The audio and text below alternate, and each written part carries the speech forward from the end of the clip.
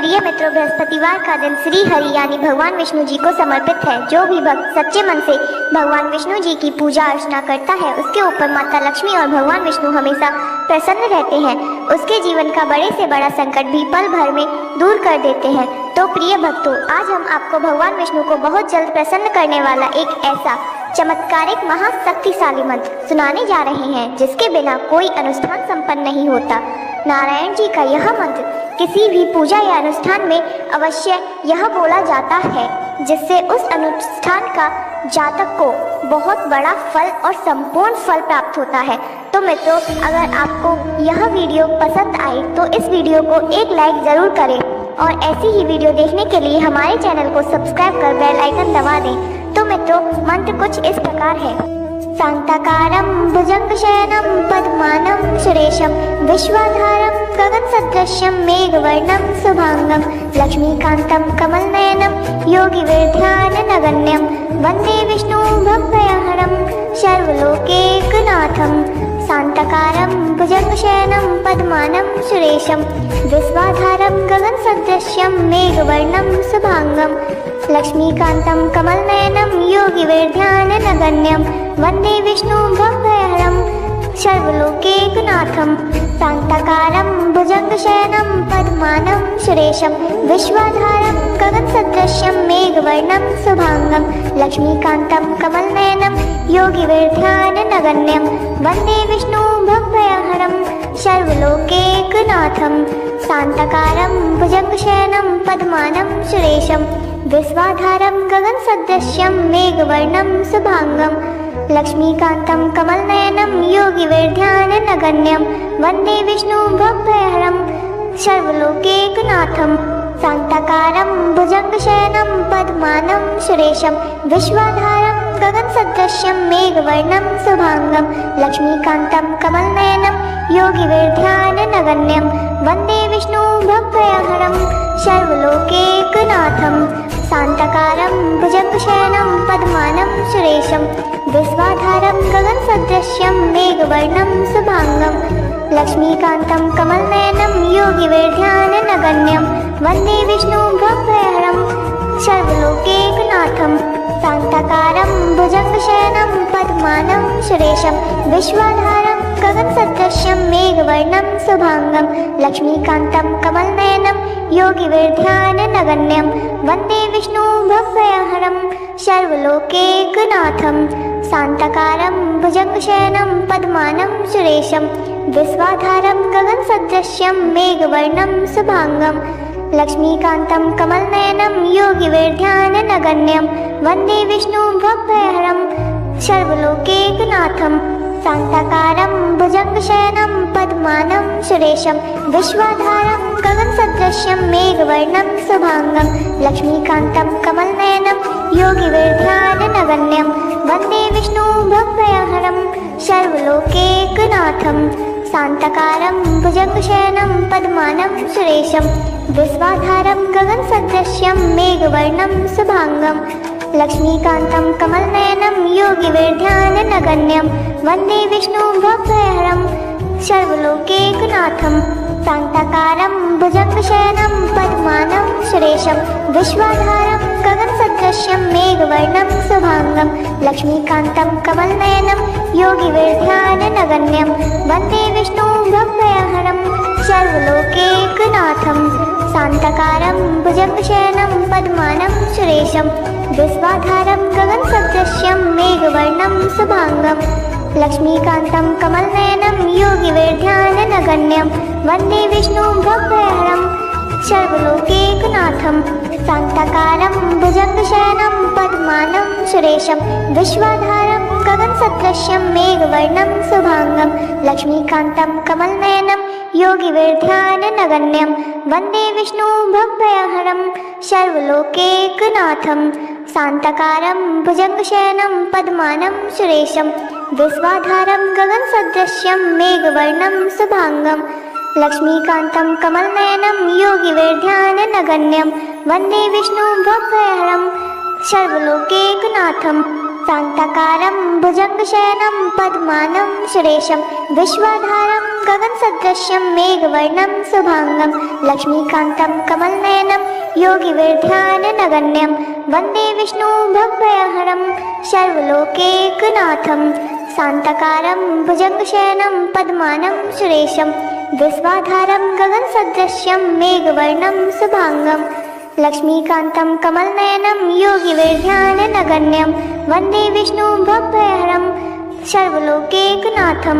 शान्ताकारं भुजङ्गशयनं पद्मानं सुरेशं विश्वाधारं गगनसदृशं मेघवर्णं शुभांगं लक्ष्मीकान्तं कमलनयनं योगिविध्याननगण्यं वन्दे विष्णु भवभयहरं सर्वलोकैकनाथं। शान्ताकारं भुजङ्गशयनं पद्मानं सुरेशं विश्वाधारं गगनसदृशं मेघवर्णं शुभांगं लक्ष्मीकान्तं कमलनयनं योगिविध्याननगण्यं वन्दे विष्णु भवभयहरं सर्वलोकैकनाथं। शान्ताकारं भुजङ्गशयनं पद्मानं सुरेशं विश्वाधारं गगनसदृशं मेघवर्णं शुभांगं लक्ष्मीकान्तं कमलनयनं योगिविध्याननगण्यं वन्दे विष्णु भवभयहरं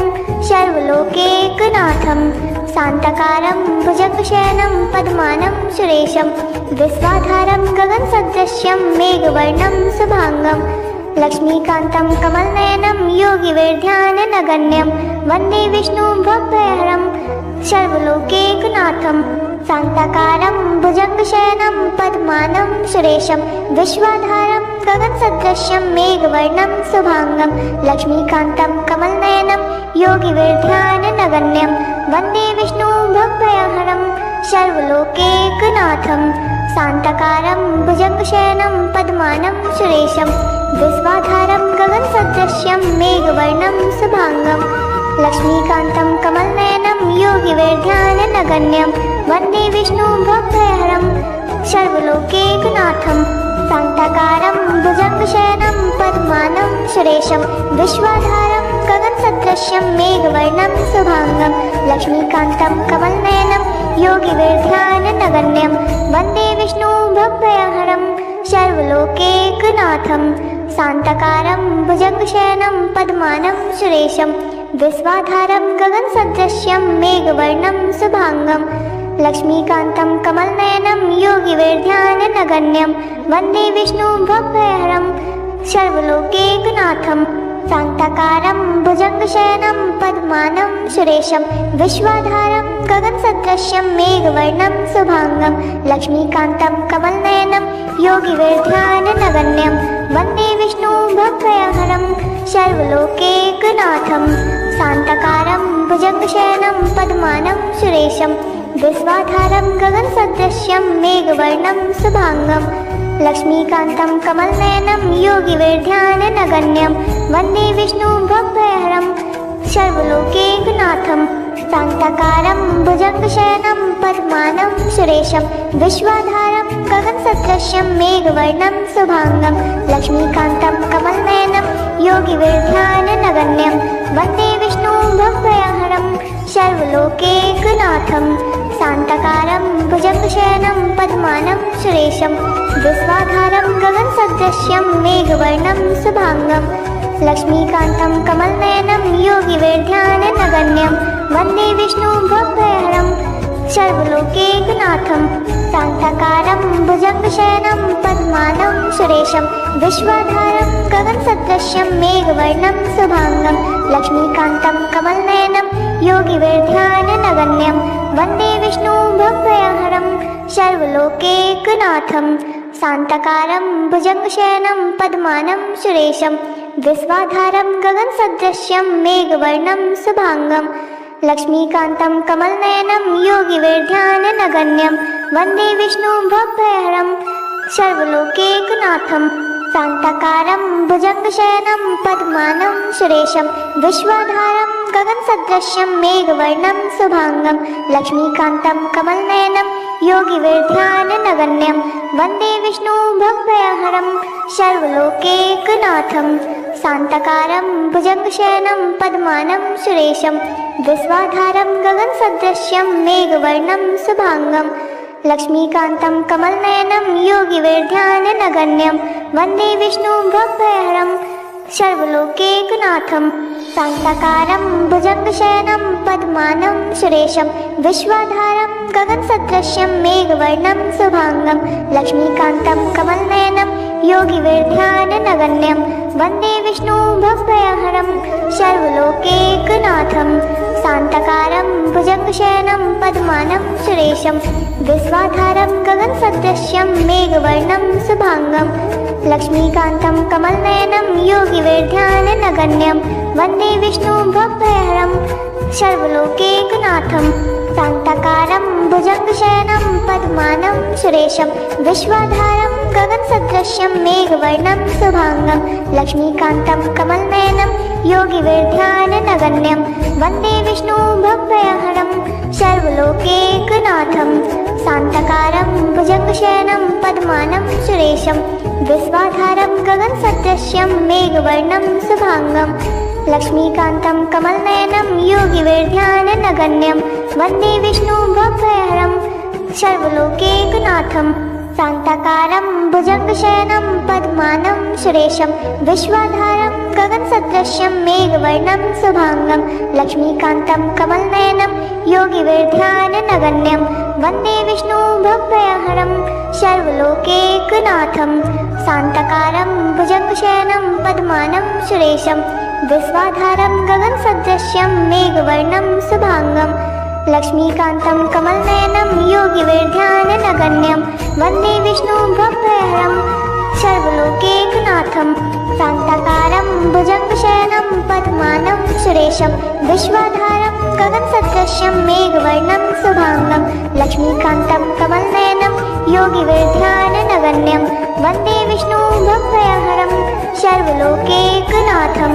शान्ताकारं भुजङ्गशयनं पद्मानं सुरेशं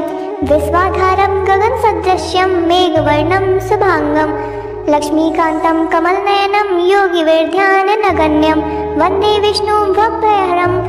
सर्वलोकैकनाथं शान्ताकारं भुजङ्गशयनं पद्मानं सुरेशं विश्वाधारं गगनसदृशं मेघवर्णं शुभांगं लक्ष्मीकान्तं कमलनयनं योगिवेर्ध्याननगण्यं वन्दे विष्णुं भवभयहरं सर्वलोकैकनाथं शान्ताकारं भुजङ्गशयनं पद्मानं सुरेशं विश्वाधारं गगनसदृशं मेघवर्णं शुभांगं लक्ष्मीकान्तं कमलनयनं योगिवेर्ध्याननगण्यं वन्दे विष्णुं भवभयहरं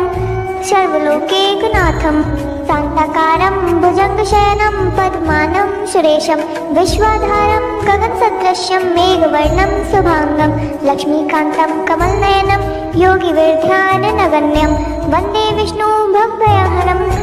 सर्वलोकैकनाथं शान्ताकारं भुजङ्गशयनं पद्मानं सुरेशं विश्वाधारं गगनसदृशं मेघवर्णं शुभांगं लक्ष्मीकान्तं कमलनयनं योगिवेर्ध्याननगण्यं वन्दे विष्णुं भवभयहरं सर्वलोकैकनाथं शान्ताकारं भुजङ्गशयनं पद्मानं सुरेशं विश्वाधारं गगनसदृशं मेघवर्णं शुभांगं लक्ष्मीकान्तं कमलनयनं योगिवेर्ध्याननगण्यं वन्दे विष्णुं भवभयहरं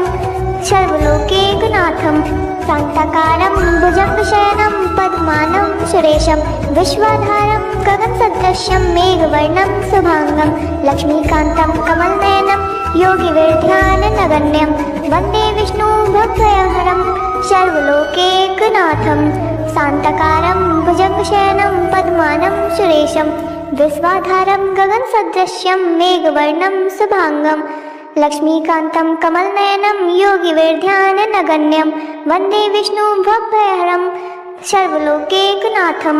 शान्ताकारं भुजङ्गशयनं पद्मानं सुरेशं विश्वाधारं गगनसदृशं मेघवर्णं शुभांगं लक्ष्मीकान्तं कमलनयनं योगिवेर्ध्याननगण्यं वन्दे विष्णुं भवभयहरं सर्वलोकैकनाथं शान्ताकारं भुजङ्गशयनं पद्मानं सुरेशं विश्वाधारं गगनसदृशं मेघवर्णं शुभांगं लक्ष्मीकान्तं कमलनयनं योगिवेर्ध्याननगण्यं वन्दे विष्णुं भवभयहरं सर्वलोकैकनाथं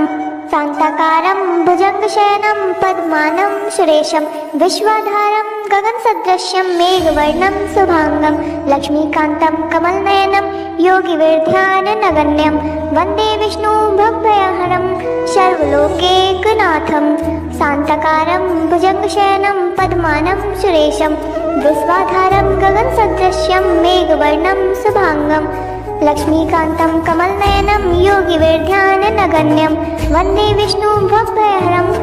सर्वलोकैकनाथं शान्तकारं भुजङ्गशयनं पद्मानं सुरेशं विश्वाधारं गगनसदृश्यं मेघवर्णं शुभांगं लक्ष्मीकान्तं कमलनयनं योगिवेद्यानगण्यं वन्दे विष्णुं भवभयहरं सर्वलोकैकनाथं शान्तकारं भुजङ्गशयनं पद्मानं सुरेशं विश्वाधारं गगनसदृश्यं मेघवर्णं शुभांगं लक्ष्मीकान्तं कमलनयनं योगिवेद्यानगण्यं वन्दे विष्णुं भवभयहरं सर्वलोकैकनाथं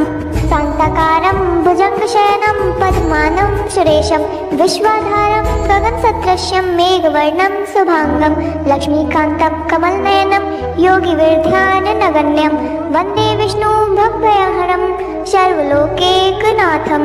शान्तकारं भुजङ्गशयनं पद्मानं सुरेशं विश्वाधारं गगनसदृश्यं मेघवर्णं शुभांगं लक्ष्मीकान्तं कमलनयनं योगिवेद्यानगण्यं वन्दे विष्णुं भवभयहरं सर्वलोकैकनाथं शान्तकारं भुजङ्गशयनं पद्मानं सुरेशं विश्वाधारं गगनसदृश्यं मेघवर्णं शुभांगं लक्ष्मीकान्तं कमलनयनं योगिवेद्यानगण्यं वन्दे विष्णुं भवभयहरं सर्वलोकैकनाथं शान्तकारं भुजङ्गशयनं पद्मानं सुरेशं विश्वाधारं गगनसदृश्यं मेघवर्णं शुभांगं लक्ष्मीकान्तं कमलनयनं योगिवेद्यानगण्यं वन्दे विष्णुं भवभयहरं सर्वलोकैकनाथं शान्तकारं भुजङ्गशयनं पद्मानं सुरेशं विश्वाधारं गगनसदृश्यं मेघवर्णं शुभांगं लक्ष्मीकान्तं कमलनयनं योगिवेद्यानगण्यं वन्दे विष्णुं भवभयहरं सर्वलोकैकनाथं शान्तकारं भुजङ्गशयनं पद्मानं सुरेशं विश्वाधारं गगनसदृश्यं मेघवर्णं शुभांगं लक्ष्मीकान्तं कमलनयनं योगिवेद्यानगण्यं वन्दे विष्णुं भवभयहरं सर्वलोकैकनाथं शान्तकारं भुजङ्गशयनं पद्मानं सुरेशं विश्वाधारं गगनसदृश्यं मेघवर्णं शुभांगं लक्ष्मीकान्तं कमलनयनं योगिवेद्यानगण्यं वन्दे विष्णुं भवभयहरं सर्वलोकैकनाथं शान्तकारं भुजङ्गशयनं पद्मानं सुरेशं विश्वाधारं गगनसदृश्यं मेघवर्णं शुभांगं लक्ष्मीकान्तं कमलनयनं योगिवेद्यानगण्यं वन्दे विष्णुं भवभयहरं सर्वलोकैकनाथं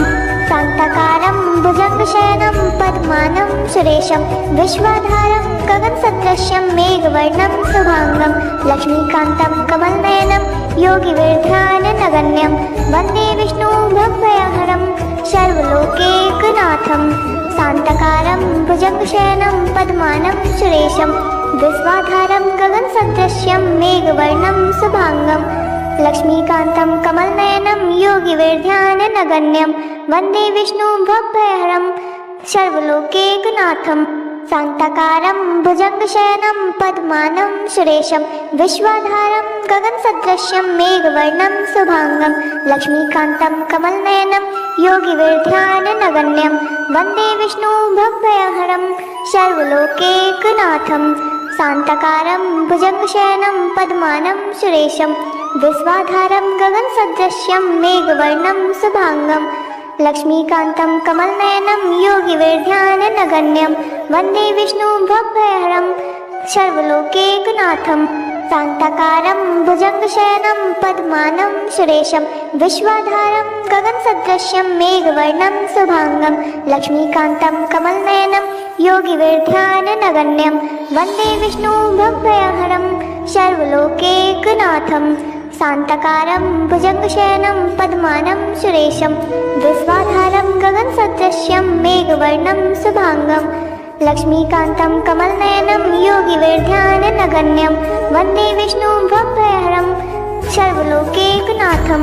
शान्तकारं भुजङ्गशयनं पद्मानं सुरेशं विश्वाधारं गगनसदृश्यं मेघवर्णं शुभांगं लक्ष्मीकान्तं कमलनयनं योगिविर्ध्याननगण्यं वन्दे विष्णुं भव्यहरं सर्वलोकैकनाथं शान्तकारं भुजगशयनं पद्मानं सुरेशं विश्वाधारं गगनसदृशं मेघवर्णं शुभांगं लक्ष्मीकान्तं कमलनयनं योगिविर्ध्याननगण्यं वन्दे विष्णुं भव्यहरं सर्वलोकैकनाथं शान्ताकारं भुजगशयनं पद्मानं सुरेशं विश्वाधारं गगनसदृशं मेघवर्णं शुभांगं लक्ष्मीकान्तं कमलनयनं योगिविर्ध्याननगण्यं वन्दे विष्णुं भव्यहरं सर्वलोकैकनाथं शान्तकारं भुजगशयनं पद्मानं सुरेशं विश्वाधारं गगनसदृशं मेघवर्णं शुभांगं लक्ष्मीकान्तं कमलनयनं योगिविर्ध्याननगण्यं वन्दे विष्णुं भव्यहरं सर्वलोकैकनाथं शान्तकारं भुजगशयनं पद्मानं सुरेशं विश्वाधारं गगनसदृशं मेघवर्णं शुभांगं लक्ष्मीकान्तं कमलनयनं योगिविर्ध्याननगण्यं वन्दे विष्णुं भव्यहरं सर्वलोकैकनाथं शान्तकारं भुजगशयनं पद्मानं सुरेशं विश्वाधारं गगनसदृशं मेघवर्णं शुभांगं लक्ष्मीकान्तं कमलनयनं योगिविर्ध्याननगण्यं वन्दे विष्णुं भव्यहरं सर्वलोकैकनाथं शान्तकारं भुजगशयनं पद्मानं सुरेशं विश्वाधारं गगनसदृशं मेघवर्णं शुभांगं लक्ष्मीकान्तं कमलनयनं योगिविर्ध्याननगण्यं वन्दे विष्णुं भव्यहरं सर्वलोकैकनाथं शान्तकारं भुजगशयनं पद्मानं सुरेशं विश्वाधारं गगनसदृशं मेघवर्णं शुभांगं लक्ष्मीकान्तं कमलनयनं योगिविर्ध्याननगण्यं वन्दे विष्णुं भव्यहरं सर्वलोकैकनाथं शान्तकारं भुजगशयनं पद्मानं सुरेशं विश्वाधारं गगनसदृशं मेघवर्णं शुभांगं लक्ष्मीकान्तं कमलनयनं योगिविर्ध्याननगण्यं वन्दे विष्णुं भव्यहरं सर्वलोकैकनाथं शान्तकारं भुजगशयनं पद्मानं सुरेशं विश्वाधारं गगनसदृशं मेघवर्णं शुभांगं लक्ष्मीकान्तं कमलनयनं योगिविर्ध्याननगण्यं वन्दे विष्णुं भव्यहरं सर्वलोकैकनाथं शान्तकारं भुजगशयनं पद्मानं सुरेशं विश्वाधारं गगनसदृशं मेघवर्णं शुभांगं लक्ष्मीकान्तं कमलनयनं योगिविर्ध्याननगण्यं वन्दे विष्णुं भव्यहरं सर्वलोकैकनाथं शान्तकारं भुजगशयनं पद्मानं सुरेशं विश्वाधारं गगनसदृशं मेघवर्णं शुभांगं लक्ष्मीकान्तं कमलनयनं योगिविर्ध्याननगण्यं वन्दे विष्णुं भव्यहरं सर्वलोकैकनाथं शान्तकारं भुजगशयनं पद्मानं सुरेशं विश्वाधारं गगनसदृशं मेघवर्णं शुभांगं लक्ष्मीकान्तं कमलनयनं योगिविर्ध्याननगण्यं वन्दे विष्णुं भव्यहरं सर्वलोकैकनाथं शान्तकारं भुजगशयनं पद्मानं सुरेशं विश्वाधारं गगनसदृशं मेघवर्णं शुभांगं लक्ष्मीकान्तं कमलनयनं योगिविर्ध्याननगण्यं वन्दे विष्णुं भव्यहरं सर्वलोकैकनाथं शान्तकारं भुजगशयनं पद्मानं सुरेशं विश्वाधारं गगनसदृशं मेघवर्णं शुभांगं लक्ष्मीकान्तं कमलनयनं योगिविर्ध्याननगण्यं वन्दे विष्णुं भव्यहरं सर्वलोकैकनाथं शान्तकारं भुजगशयनं पद्मानं सुरेशं विश्वाधारं गगनसदृशं मेघवर्णं शुभांगं लक्ष्मीकान्तं कमलनयनं योगिविर्ध्याननगण्यं वन्दे विष्णुं भव्यहरं सर्वलोकैकनाथं शान्तकारं